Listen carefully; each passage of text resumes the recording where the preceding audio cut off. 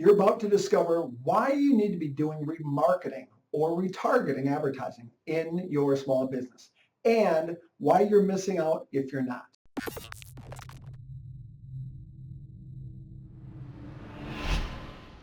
All right, you really need to be doing retargeting in your advertising. I think it's Google calls it remarketing. So it's basically this is the process. An internet user comes to your website. They visit your website, and depending, on what they do, in this case, it's just pretend that they didn't buy anything. So then they leave your website. Then in number 4, what happens is you show ads. You're retargeting them. You're showing your ads and kind of following them around the internet as they visit other websites. So your ad is only showing to those visitors that left your website.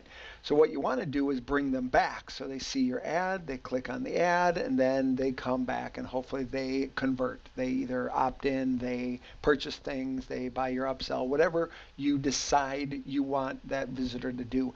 And we'll walk through some examples of what you can do with retargeting.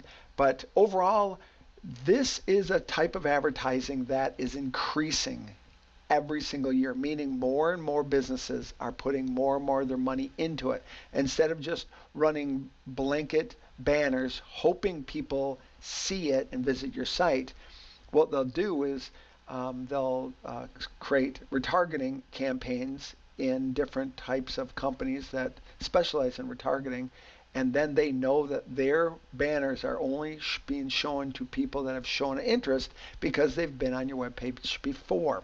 So let's go through some of the ways that you can retarget people and what you would be doing with those ads.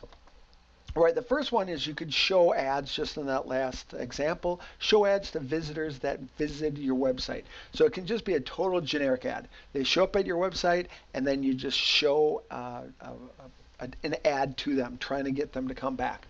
Now you can also do it for specific pages. So if someone comes into your website and say you sell clothing, and they're visiting male clothing. So then you can target males. So just the people visiting or at least looking to purchase clothing for males, your ads can then reflect that. Another example would be to show ads to people that have visited the shopping cart and then they didn't buy. So they could put items into their shopping cart and then they don't buy. You can even drill down and show ads dynamically what they had in their shopping cart, or even what pages they visited and saved to their shopping cart. You can then follow them around because you know they didn't purchase it. Once they did purchase, then they would be taken out of that retargeting campaign and they would never see it again. So people that don't buy anything, they see ads. If they purchase those, then they don't see ads for those items that were already purchased. Another thing is you can target buyers. So for example, if you own a pool company and people come to your site and then they purchase pool chemicals, well then maybe your upsell would be for a different type of pool supply. Well, if they did not purchase then that upsell, what you would do is follow them around the internet with retargeted ads on that upsell that they passed. And again, if they ended up buying that upsell, they would be taken out of this campaign. So you can control who sees it and then who doesn't see it depending on the actions they take when they come back to your website. Another thing, you could show ads to people that have opted in. So it could be both. People that have not opted in, you're trying to get their email address. So those ads would be targeted, trying to give them a special report, a special discount. So you're showing them different ads, retargeted ads that get them to opt in. Once they opt in, then you can show them totally different ads after that.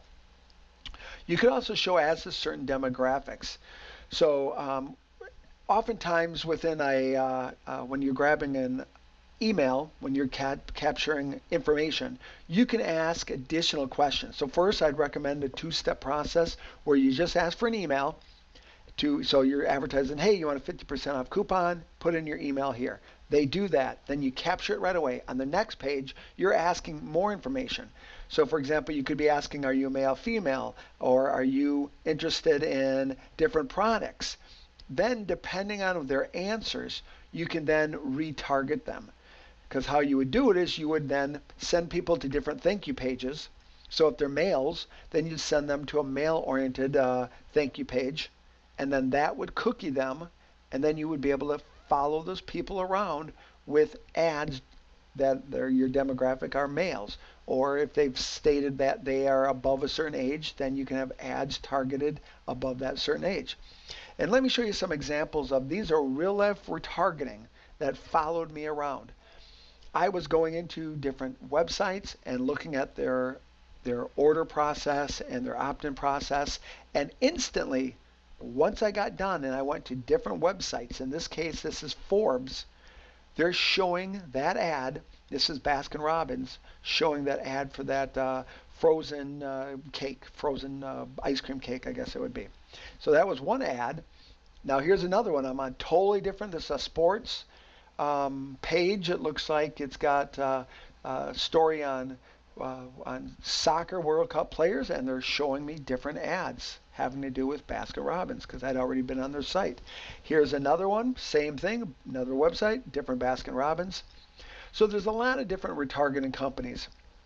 AdRoll, and I've got an example of AdRoll. I actually use that myself.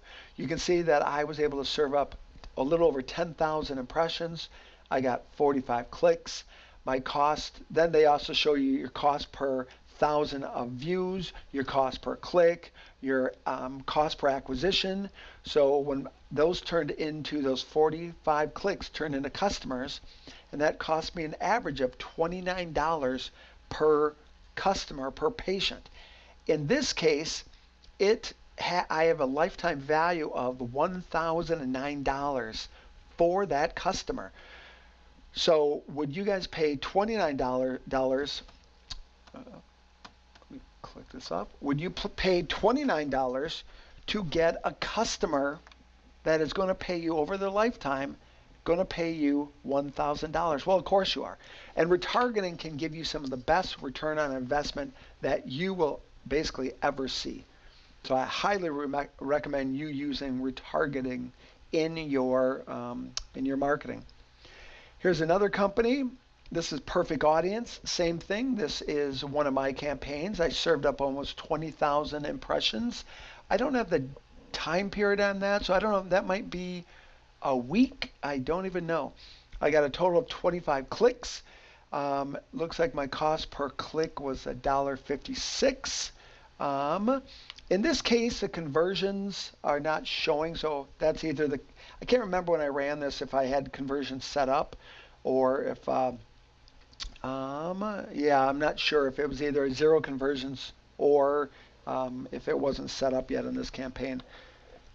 Let's go to a different company, and there are a lot of other companies. Site Scout, you can do it with Google AdWords, also YouTube videos, and Facebook. I've got experience using all of these companies. Now, Google AdWords, I'm no longer able to do retargeting because I have a medical type business. So for that business, I'm not able to use retargeting anymore. They don't allow that.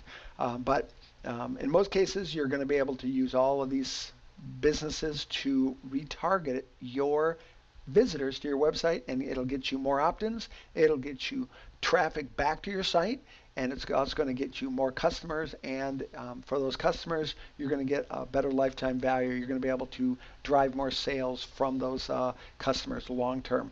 All right, guys, if you want to discover how to get more customers and more sales, just head on over to customerhacks.com.